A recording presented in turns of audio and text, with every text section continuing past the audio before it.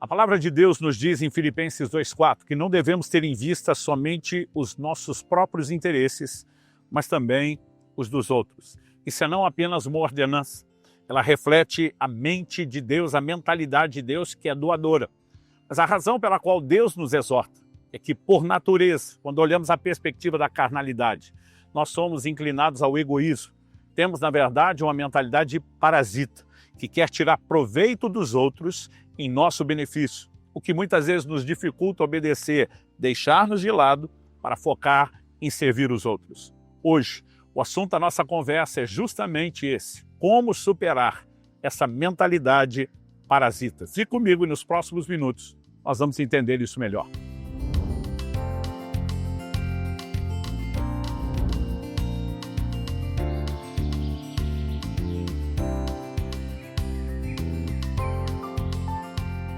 Estou hoje no estado da Flórida, nos Estados Unidos, passando para trazer mais uma palavra ao seu coração.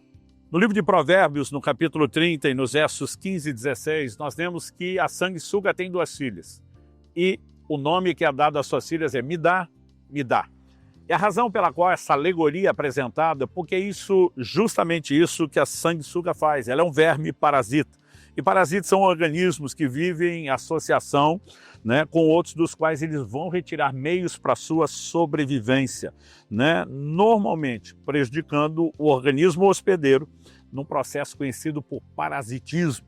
Uma das definições do que é parasita é essa que eu mencionei agora. E quando nós olhamos para essa menção de uma sanguessuga que tem 2 filhas, é lógico que a Bíblia não está tentando nos fazer imaginar que pessoalmente as sanguessugas têm um nome, mas está usando essa alegoria como uma advertência, para que nós não sejamos movidos de egoísmo apenas querendo tirar algo dos outros, quando na verdade deveríamos ter a mentalidade divina que nos leva a oferecer algo.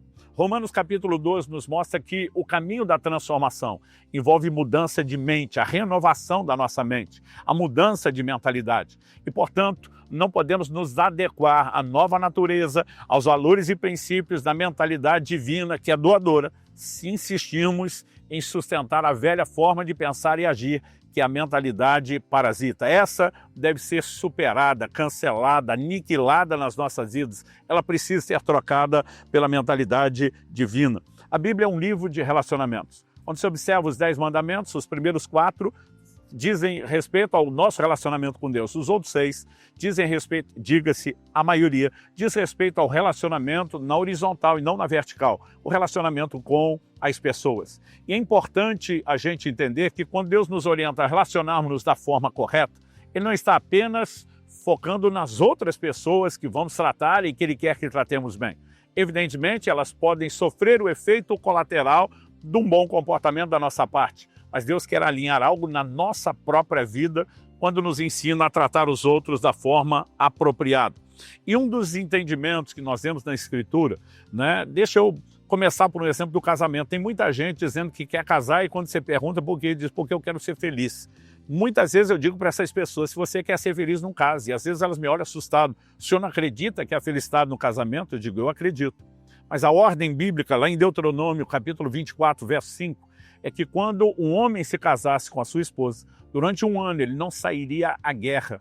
Ele ficaria em casa e a ordem de Deus era para promover a felicidade à mulher que ele tomou por esposa. Ou seja, a visão nunca foi casar para ser feliz, mas sim casar para fazer alguém feliz. E aqui nós temos uma ordem completamente diferente. Quando alguém quer se casar apenas para ser feliz, com a mentalidade parasita, eu preciso tirar algo, essa pessoa é responsável pela minha realização, além de quebrar um princípio divino, estatisticamente, ele está entrando num relacionamento que tende a não funcionar. As pessoas não deveriam buscar ser completas em outras, mesmo num relacionamento como no casamento. Pessoas completas deveriam se casar para transbordar aquilo que tem na vida de outras pessoas. Essa é a ordem e a lógica bíblica. E se nós não mudamos isso, teremos muita dificuldade de viver aquilo que é o plano e o propósito de Deus. Então, ao olhar para as Escrituras, nós percebemos isso. Não importa se vamos falar de um relacionamento pessoal, como o casamento e próximo, ou de um relacionamento social que envolve muitos outros, como, por exemplo, a vida de comunidade na igreja. Em 1 Coríntios 14, 26, o apóstolo Paulo diz, quando vos reunis, cada um de vós tem salmo, tem doutrina, tem revelação, tem línguas, tem interpretação, e diz, faça-se tudo para edificação. Paulo não está falando daquele tipo de reunião onde a pessoa diz, eu vim buscar uma bênção. Está falando daquela reunião onde as pessoas trouxeram algo para abençoar os outros, onde elas vão usar aquilo que Deus lhes confiou para edificar a vida de outras pessoas. E, de novo, nós temos uma mentalidade completamente diferente. Há crentes que insistem em viver nesse modo de carnalidade a vida inteira, tudo que eles procuram é receber.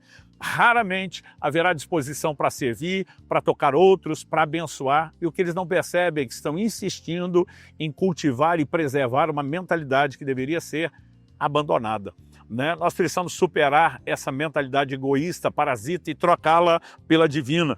Isso exige de mim e de você que a gente ajuste o foco no interesse dos outros. Filipenses capítulo 2, que eu mencionei no início do vídeo, diz, agora eu vou ler o verso 3, não só o 4, não façam nada por interesse pessoal ou vaidade, mas por humildade cada um considere os outros superiores a si mesmo, não tendo em vista somente os seus próprios interesses, mas também os dos outros. O egoísta, ele se acha superior, tudo gira em função dele e todas as pessoas devem atendê-lo, porque afinal de contas ele está acima dos outros, ele é mais importante. A Bíblia nos ensina a ter uma mentalidade altruísta, humilde, onde na verdade nós consideramos os outros superiores. Isso não significa que estamos nos desvalorizando.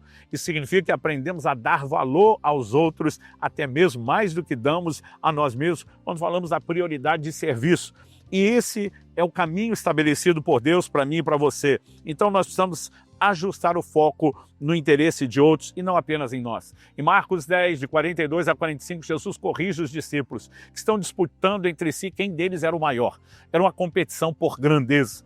E Jesus diz, olha, quem quiser maior, seja isso que sirva. Ele diz, o Filho do Homem não veio para ser servido, veio para servir. Ou seja, eles queriam uma posição onde pudessem ser servidos. Jesus está dizendo, eu lhes ofereço algo melhor. Se coloquem na posição de servos. Dar em vez de receber. Em Mateus, no capítulo 7, no verso 2, Jesus diz, tudo quanto quereis que os homens vos façam, fazem vós a eles.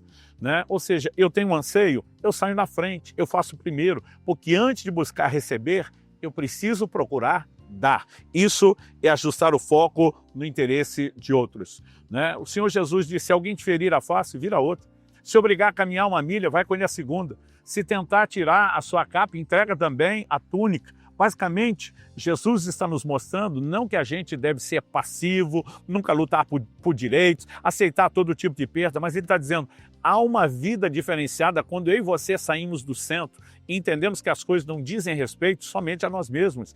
E ele está apresentando um padrão que é esperado dos seus discípulos. Não dá para negociar esse tipo de ensino. Alguns estão tentando defender o que a Bíblia diz como verdadeira na hora de boas promessas, mas na hora que estão diante de responsabilidades, não só de direitos, eles já não tratam a palavra de Deus como se ela tivesse o mesmo peso de verdade. E nós precisamos ajustar o nosso foco no interesse dos outros e entender que isso deve ser com uma perspectiva muito específica. O livro de Romanos nos diz, no capítulo 15, nos versos 1 e 2, que nós precisamos entender que isso é ordenança, não é sugestão. A Bíblia diz, ora, nós que somos fortes na fé, temos de suportar as debilidades dos fracos e não agradar a nós mesmos. No verso seguinte, o 2, ele diz, portanto, cada um de nós agrade ao próximo no que é bom para edificação. Quando ele fala aqui de agradar, ele mostra que nós precisamos ter um espírito de amor, tolerância e paciência para com quem não tem a mesma maturidade, para quem é débil na fé. Os que são mais fortes devem suportar a debilidade dos fracos. E precisamos entender que essa mentalidade divina, que é a doadora, não a parasita, ela é uma mentalidade de suporte, ela oferece ajuda. Isso significa que em relacionamentos, nós não precisamos apenas ficar brigando pelos nossos direitos, principalmente um relacionamento como casamento. Nós precisamos entender que primeira carta de Paulo aos Coríntios diz lá no capítulo 7, no verso 3, o marido paga à mulher o que lhe é devido. E a mulher, semelhantemente, paga ao marido o que lhe é devido. Nós sabemos que esse tipo de relacionamento ele tem deveres, um deve algo ao outro. Mas o que eu devo ao meu cônjuge é o direito dele. E o que o meu cônjuge me deve é o meu direito. Agora, se em vez de brigar só pelo meu direito que não está sendo suprido, eu focasse muito mais em atender bem o meu dever que atender o direito do outro, nós não teríamos problemas tão sérios como temos. Ajustar o foco no interesse dos outros. Precisa ter esse coração de amor, de bondade, de paciência, de misericórdia. Em primeira carta de Paulo aos Coríntios, no capítulo 13, do verso 4 a 8, eu vou ler na NVI, a Nova Versão Internacional, a Bíblia nos mostra qual a mentalidade de amor, considerando que Deus é amor e nos chama a andar em amor. A Escritura diz, o amor é paciente, o amor é bondoso. Não inveja, não se vangloria, não se orgulha, não maltrata, não procura seus interesses, não se ira facilmente, não guarda rancor. O amor não se alegra com a injustiça, mas se alegra com a verdade. Tudo sofre, tudo crê, tudo espera, tudo suporta. O amor nunca perece, mas as profecias desaparecerão, as línguas cessarão e o conhecimento passará.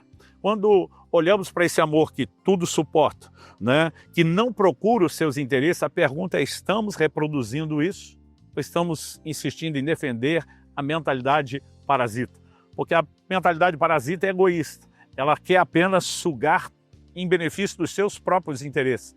Mas a mentalidade divina, e nós precisamos superar a parasita para abraçar a mentalidade divina, essa é doadora.